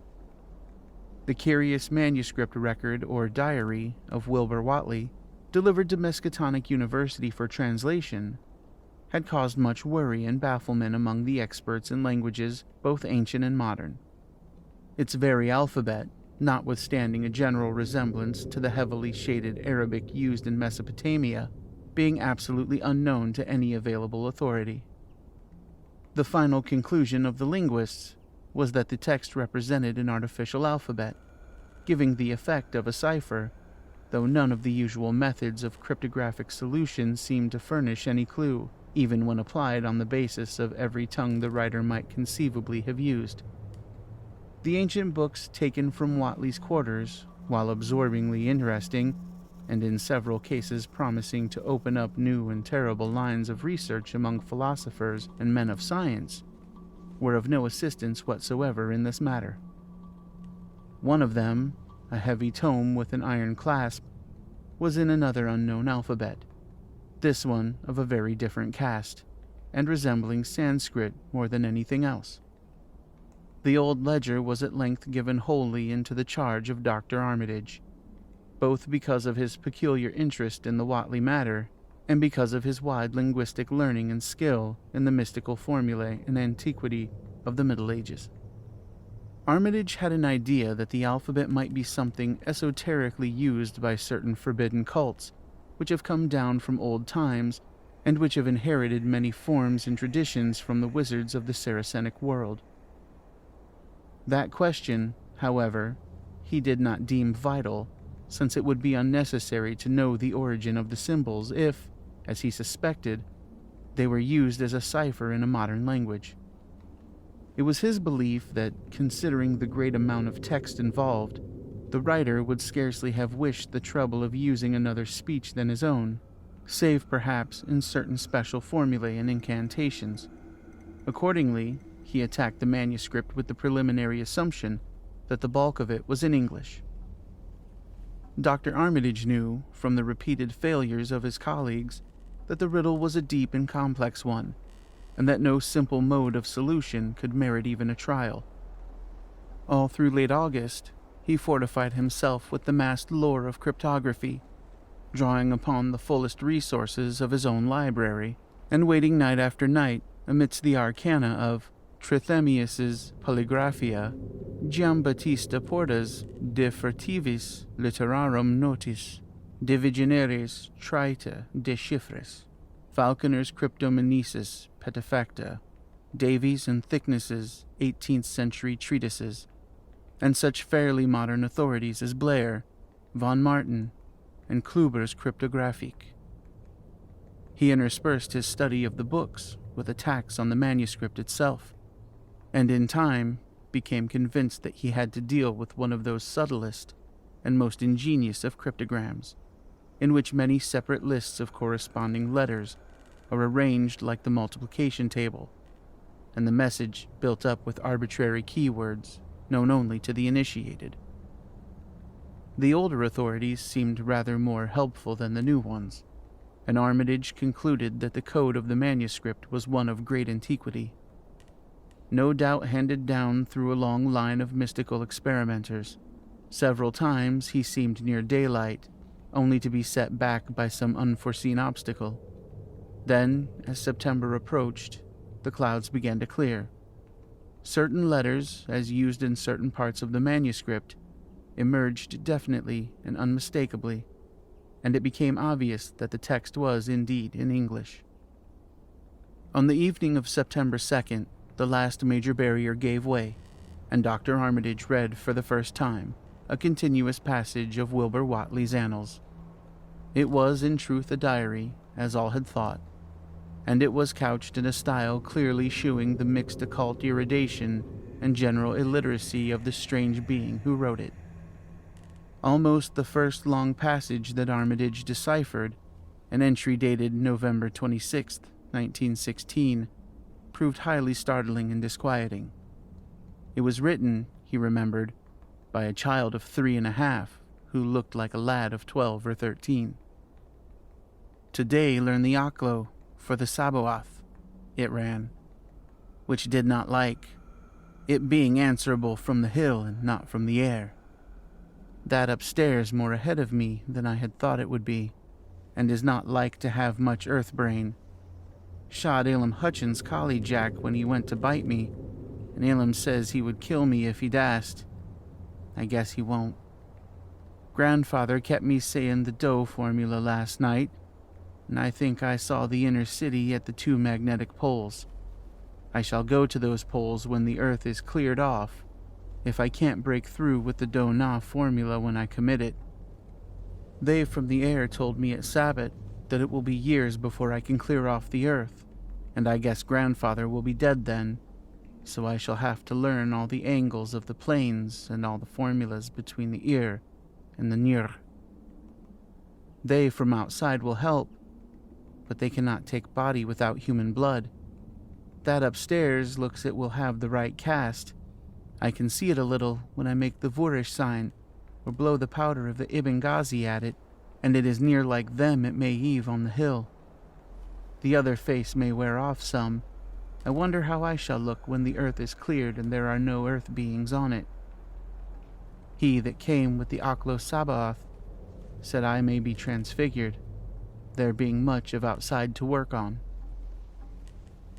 Morning found Dr. Armitage in a cold sweat of terror and a frenzy of wakeful concentration. He had not left the manuscript all night, but sat at his table under the electric light turning page after page with shaking hands as fast as he could decipher the cryptic text. He had nervously telephoned his wife he would not be home, and when she brought him a breakfast from the house, he could scarcely dispose of a mouthful. All that day he read on, now and then halted maddeningly as a reapplication of the complex key became necessary. Lunch and dinner were brought him, but he ate only the smallest fraction of either. Toward the middle of the next night, he drowsed off in his chair, but soon woke out of a tangle of nightmares almost as hideous as the truth and menaces to man's existence that he had uncovered. On the morning of September 4th, Professor Rice and Dr. Morgan insisted on seeing him for a while, and departed trembling and ashen gray. That evening, he went to bed, but slept only fitfully. Wednesday, the next day, he was back at the manuscript and began to take copious notes both from the current section and from those he had already deciphered. In the small hours of that night, he slept a little in an easy chair in his office, but was at the manuscript again before dawn. Some time before noon, his physician, Dr. Hartwell, called to see him and insisted that he cease work. He refused, intimating that it was of the most vital importance for him to complete the reading of the diary, and promising an explanation in due course of time. That evening, just as twilight fell, he finished his terrible perusal and sank back exhausted. His wife, bringing his dinner, found him in a half-comatose state, but he was conscious enough to warn her off with a sharp cry when he saw her eyes wander toward the notes he had taken. Weakly rising, he gathered up the scribbled papers and sealed them all in a great envelope, which he immediately placed in his inside coat pocket. He had sufficient strength to get home, but was so clearly in need of medical aid that Dr. Hartwell was summoned at once. As the doctor put him to bed, he could only mutter over and over again, "But what in God's name can we do?" Dr. Armitage slept, but was partly delirious the next day. He made no explanations to Hartwell, but in his calmer moments spoke of the imperative need of a long conference with Rice and Morgan. His wilder wonderings were very startling indeed, including frantic appeals that something in a boarded-up farmhouse be destroyed, and fantastic references to some plan for the extirpation of the entire human race and all animal and vegetable life from the earth by some terrible, elder race of beings from another dimension. He would shout that the world was in danger, since the elder things wished to strip it and drag it away from the solar system and cosmos of matter into some other plane or phase of entity from which it had once fallen, vigintillions of eons ago. At other times, he would call for the dreaded Necronomicon and the Demonolitaria of Remigius, in which he seemed hopeful of finding some formula to check the peril he conjured up. "Stop them! Stop them!" he would shout. "Those Whateleys meant to let them in, and the worst of all is left. Tell Rice and Morgan we must do something. It's a blind business, but I know how to make the powder. It hasn't been fed since the 2nd of August when Wilbur came here to his death, and at that rate..." But Armitage had a sound physique despite his 73 years, and slept off his disorder that night without developing any real fever. He woke late Friday, clear of head, though sober with a gnawing fear and tremendous sense of responsibility. Saturday afternoon, he felt able to go over to the library and summon Rice and Morgan for a conference, and the rest of that day and evening, the three men tortured their brains in the wildest speculation and the most desperate debate.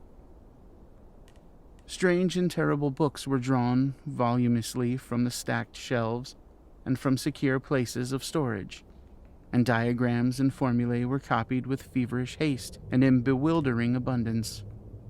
Of skepticism there was none.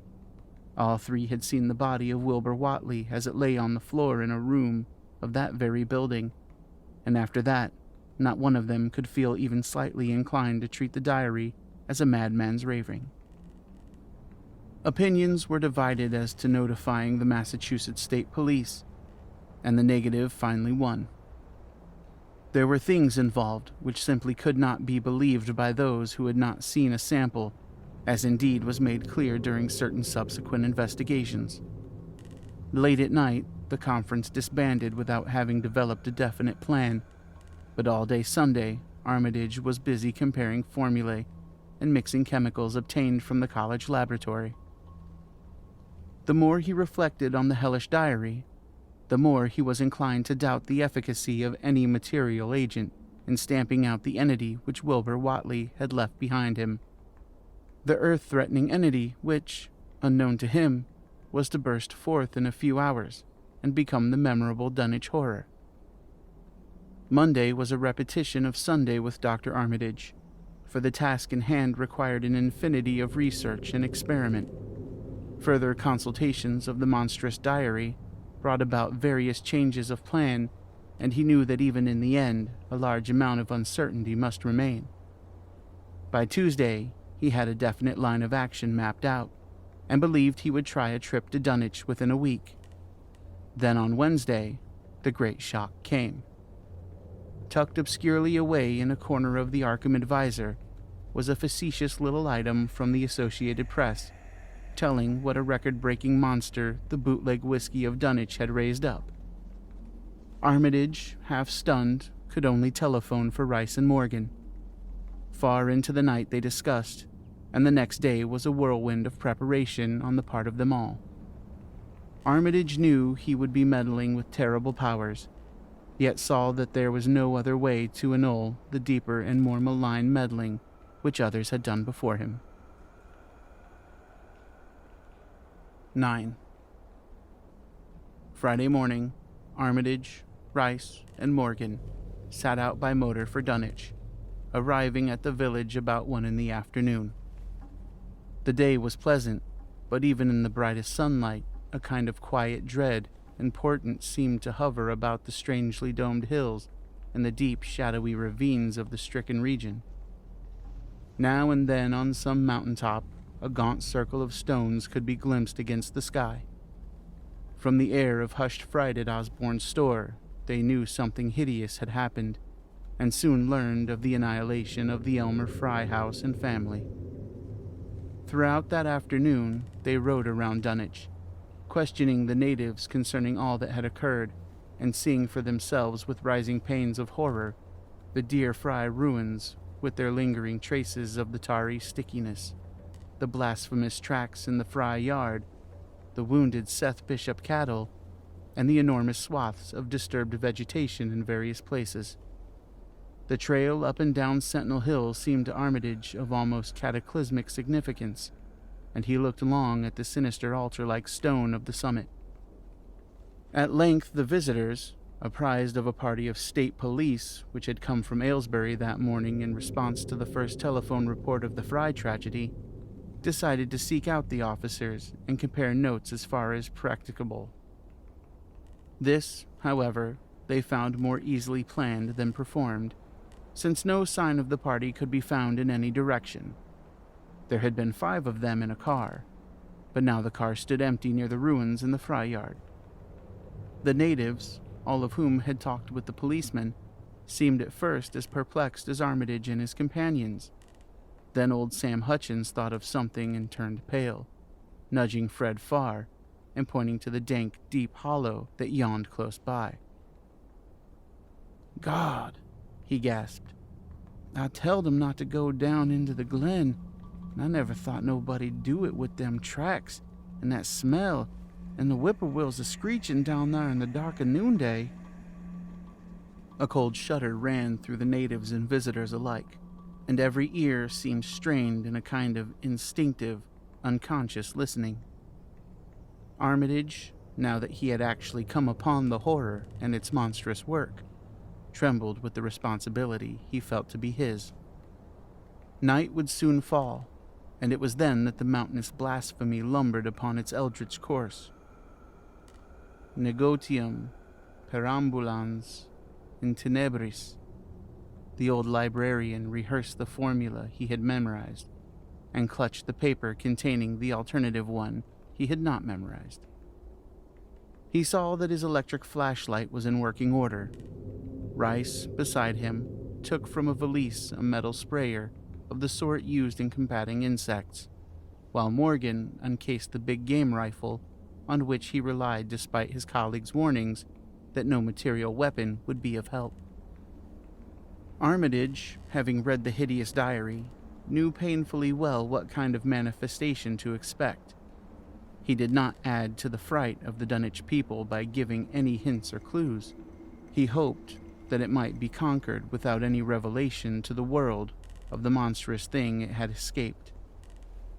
As the shadows gathered, the natives commenced to disperse homeward, anxious to bar themselves indoors, despite the present evidence that all human locks and bolts were useless before a force that could bend trees and crush houses when it chose.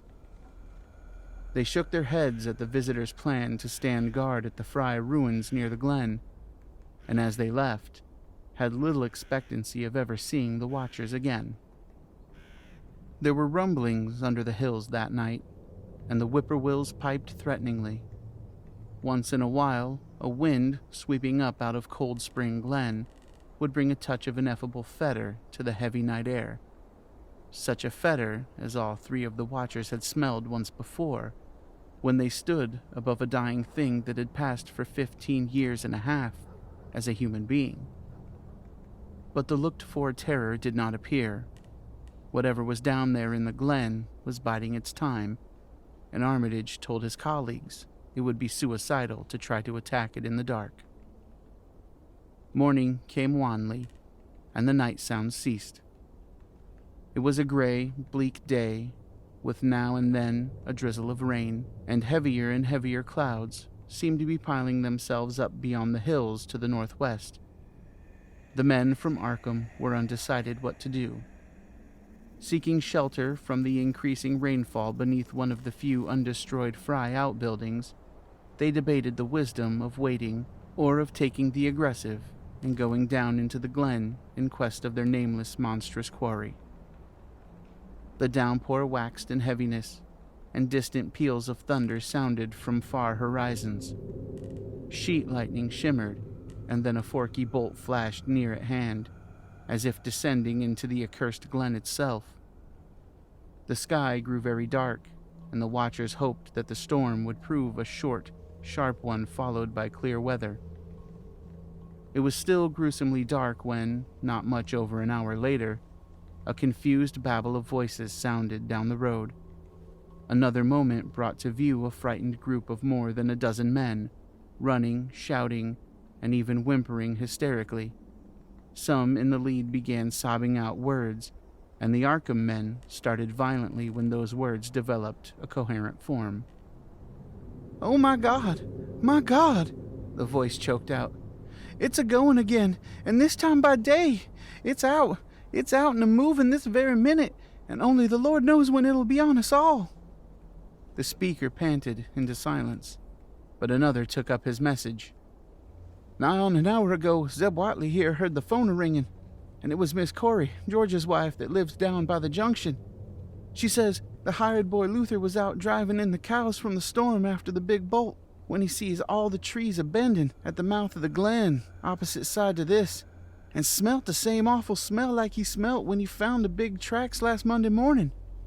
And he says they was a swishing, lapping sound, more'n of what the bending trees and bushes could make. And all of a sudden the trees along the road began to get pushed to one side, and there was an awful stomping and splashing in the mud. But mind you, Luther, he didn't see nothing at all, only just a bending trees and underbrush. Then, for ahead where Bishop's Brook goes under the road, he heard an awful creaking and straining on the bridge, and says he could tell the sound of wood is starting to crack and split. And all the whiles, he never seen a thing, only them trees and bushes a-bending. And when the swishing sound got very far off, on the road towards Wizard Watley's and Sentinel Hill, Luther, he had the guts to step up where he'd heard it first and look at the ground. It was all mud and water, and the sky was dark, and the rain was wiping out all tracks about as fast as it could be. But beginning at the glen mouth, where the trees had moved, there was still some of them awful prints, big as barrels like seen Monday." But at this point, the first excited speaker interrupted. "But that ain't the trouble now. That was only the start. Zeb here was calling folks up, and everybody was listening, and when a call from Seth Bishop's cut in, his housekeeper Sally was carrying on fit to kill. She just seen the trees a-bending beside the road, and says there was a kind of smushy sound like an elephant puffing and treading, a-heading for the house. Then she up and spoke something of a fearful smell, and says her boy Chauncey was a-screaming as how it was just like what he smelled up to Watley's ruins Monday morning, and the dogs was all barking and whining awful. And then she let out a terrible yell, and says the shed down the road just caved in like the storm had blewed it over, only the wind wasn't strong enough to do that. Everybody was listening, and we could hear lots of folks on the wire a-gasping. All to Aunt Sally she yelled again, and says the front yard picket fence had just crumpled up, though they weren't no sign of what done it. Then everybody on the line could hear Chauncey and old Seth Bishop a-yelling too, and Sally was shrieking about that something heavy had struck the house, not lightning or nothing, but something heavy again the front that kept a-launching itself again and again, though you couldn't see nothing out the front windows. And then... Lines of fright deepened on every face, and Armitage, shaken as he was, had barely poise enough to prompt the speaker. "And then Sally, she yelled out, 'Oh, help, the house is a-caving in!'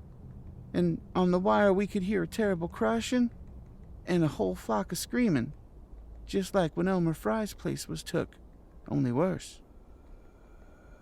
The man paused, and another of the crowd spoke. "That's all. Not a sound nor squeak over the phone out of that. Just still like. We that heard it got our Fords and wagons and rounded up as many able-bodied men folks we could get at Corey's place. Come up here to see what you thought best to do. Not but what I think it's the Lord's judgment for our iniquities that no mortal can ever set aside." Armitage saw that the time for positive action had come, and spoke decisively to the faltering group of frightened rustics. "We must follow it, boys." He made his voice as reassuring as possible. "I believe there's a chance of putting it out of business. You men know that those Whateleys were wizards. Well, this thing is a thing of wizardry, and must be put down by the same means. I've seen Wilbur Watley's diary and read some of the strange old books he used to read, and I think I know the right kind of spell to recite to make this thing fade away. Of course, one can't be sure, but we can always take a chance. It's invisible, I knew it would be, but there's a powder in this long-distance sprayer that might make it show up for a second. Later on, we'll try it. It's a frightful thing to have alive, but it isn't as bad as what Wilbur would have let in if he'd lived longer. You'll never know what the world has escaped. Now we've only this one thing to fight, and it can't multiply. It can, though, do a lot of harm, so we mustn't hesitate to rid the community of it. We must follow it, and the way to begin is to go to the place that has just been wrecked. Let somebody lead the way. I don't know your roads very well, but I have an idea there might be a shorter cut across lots. How about it?" The men shuffled about a moment, and then Earl Sawyer spoke softly, pointing with a grimy finger through the steadily lessening rain. "And I guess you can get to Seth Bishop's quickest by cutting across the lower meadow here, wandering the brook at the low place, climbing through Carrier's mowing and timber lot beyond. That comes about on the upper rud mighty nigh Seth's, a little t'other side." Armitage, with Rice and Morgan, started to walk in the direction indicated, and most of the natives followed slowly. The sky was growing lighter, and there were signs that the storm had worn itself away. When Armitage inadvertently took a wrong direction, Joe Osborne warned him and walked ahead to show him the right one.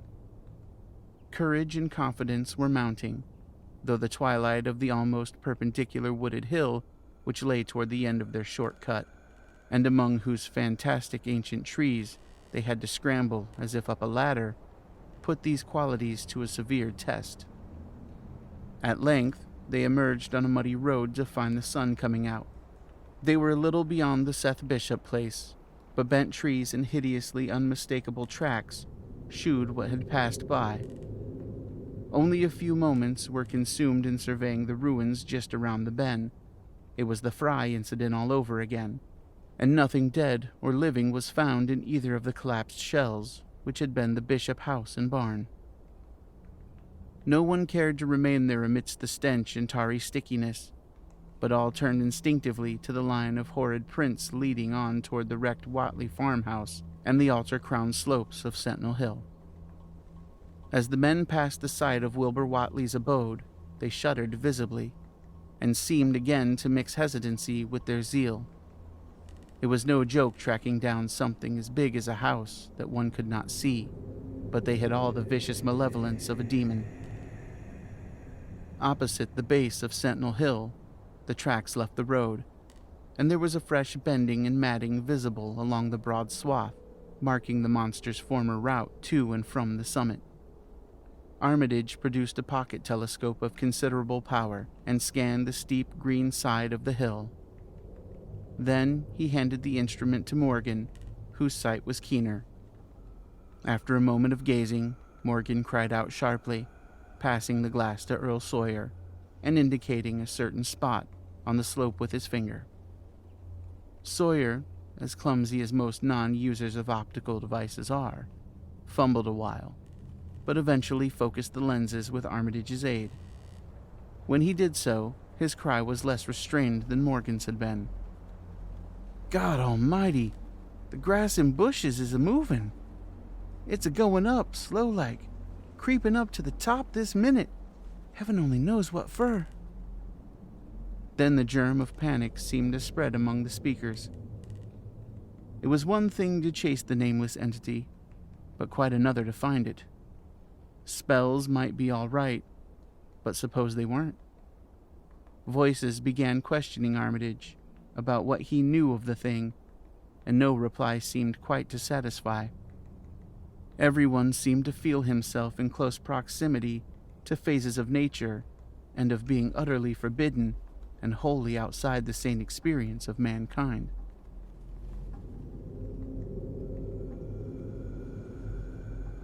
"10. In the end, the three men from Arkham, old, white-bearded Dr. Armitage, stocky, iron-gray Professor Rice, and lean, youngish Dr. Morgan, ascended the mountain alone. After much patient instruction regarding its focusing and use, they left the telescope with the frightened group that remained in the road, and as they climbed, they were watched closely by those among whom the glass was passed around. It was hard going, and Armitage had to be helped more than once. High above the toiling group, the great swath trembled as its hellish maker repassed with snail-like deliberateness. Then it was obvious that the pursuers were gaining. Curtis Watley, of the undecayed branch, was holding the telescope when the Arkham party detoured radically from the swath. He told the crowd that the men were evidently trying to get a subordinate peak which overlooked the swath at a point considerably ahead of where the shrubbery was now bending. This, indeed, proved to be true, and the party were seen to gain the minor elevation only a short time after the invisible blasphemy had passed it. Then Wesley Corey, who had taken the glass, cried out that Armitage was adjusting the sprayer which Rice held, and that something must be about to happen. The crowd stirred uneasily, recalling that this sprayer was expected to give the unseen horror a moment of visibility.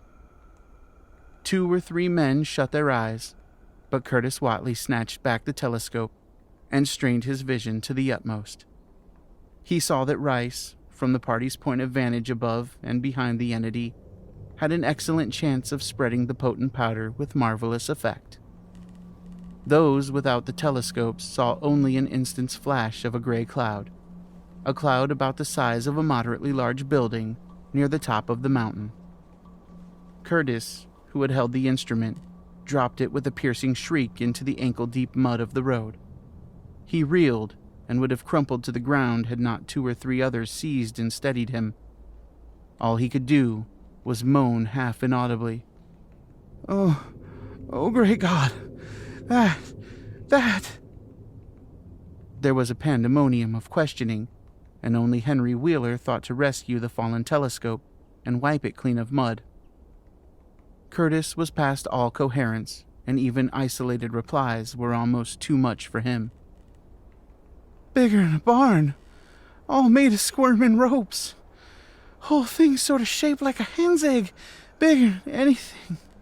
With dozens of legs like hogsheads, they half shut up when they step. Nothing solid about it, all like jelly, and made of separate wiggling ropes pushed close together. Great bulging eyes all over it.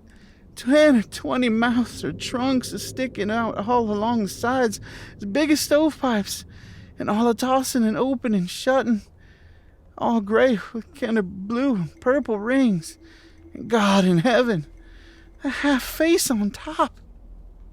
This final memory, whatever it was, proved too much for poor Curtis, and he collapsed completely before he could say more.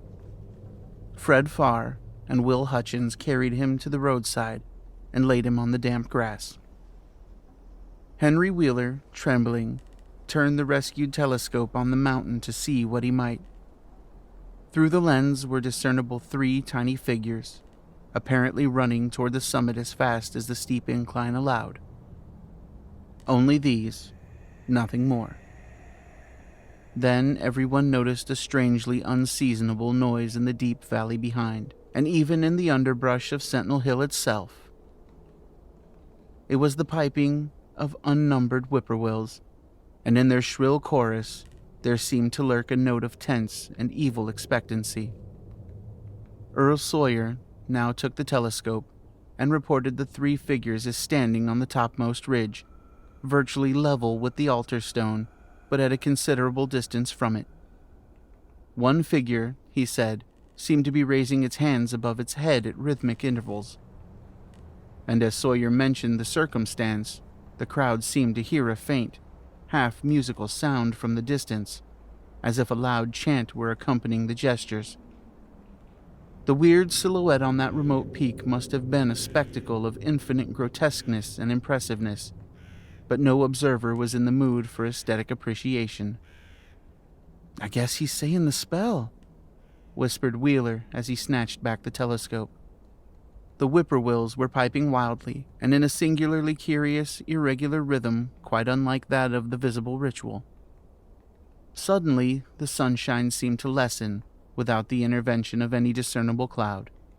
It was a very peculiar phenomenon, and was plainly marked by all.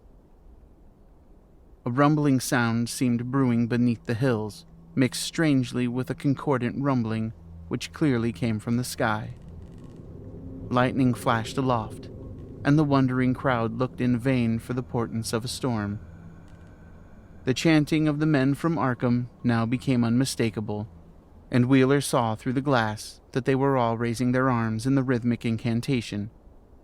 From some farmhouse far away came the frantic barking of dogs.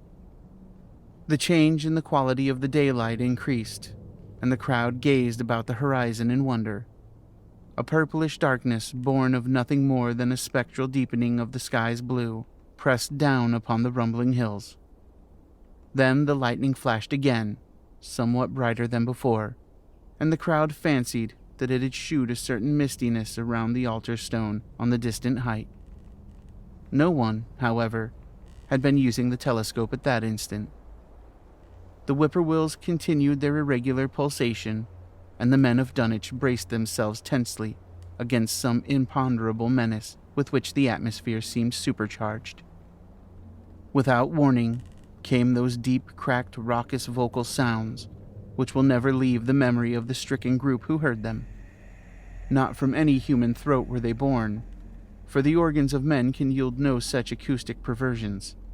Rather, one would have said they came from the pit itself, had not their source been so unmistakably the altar stone on the peak. It is almost erroneous to call them sounds at all, since so much of their ghastly infra-bass timbre spoke to dim seats of consciousness and terror far subtler than the ear. Yet one must do so, since their form was indisputably, through vaguely, that of half-articulated words. They were loud as the rumblings and the thunder above which they echoed, yet did they come from no visible being. And because imagination might suggest a conjectural source in the world of non-visible beings, the huddled crowd at the mountain's base huddled still closer, and winced as if in expectation of a blow.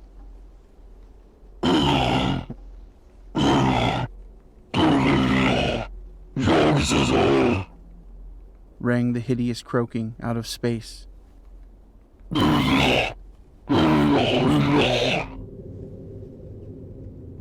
The speaking impulse seemed to falter here, as if some frightful psychic struggle were going on.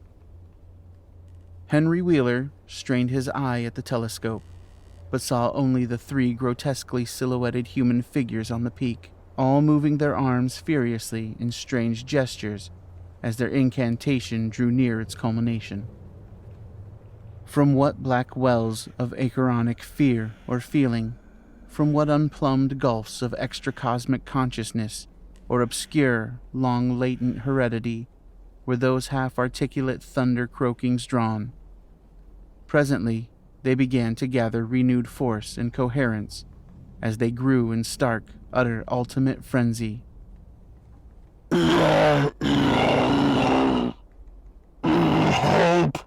Help! Father! Father Yog-Sothoth! But that was all. The pallid group in the road, still reeling at the indisputably English syllables that had poured thickly and thunderously down from the frantic vacancy beside that shocking altar stone, were never to hear such syllables again. Instead, they jumped violently at the terrific report which seemed to rend the hills, the deafening cataclysmic peal whose source, be it inner earth or sky, no hearer was ever able to place. A single lightning bolt shot from the purple zenith to the altar stone, and a great tidal wave of viewless force and indescribable stench swept down from the hill to all the countryside. Trees, grass, and underbrush were whipped into a fury, and the frightened crowd at the mountain's base, weakened by the lethal fetter that seemed about to asphyxiate them, were almost hurled off their feet. Dogs howled from the distance. Green grass and foliage wilted to a curious, sickly yellow-gray, and over field and forest were scattered the bodies of dead whippoorwills. The stench left quickly, but the vegetation never came right again. To this day, there is something queer and unholy about the growths on and around that fearsome hill. Curtis Watley was only just regaining consciousness when the Arkham men came slowly down the mountain in the beams of sunlight once more brilliant and untainted.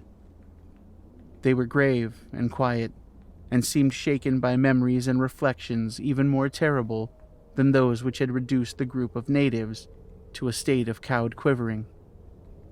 In reply to a jumble of questions, they only shook their heads and reaffirmed one vital fact.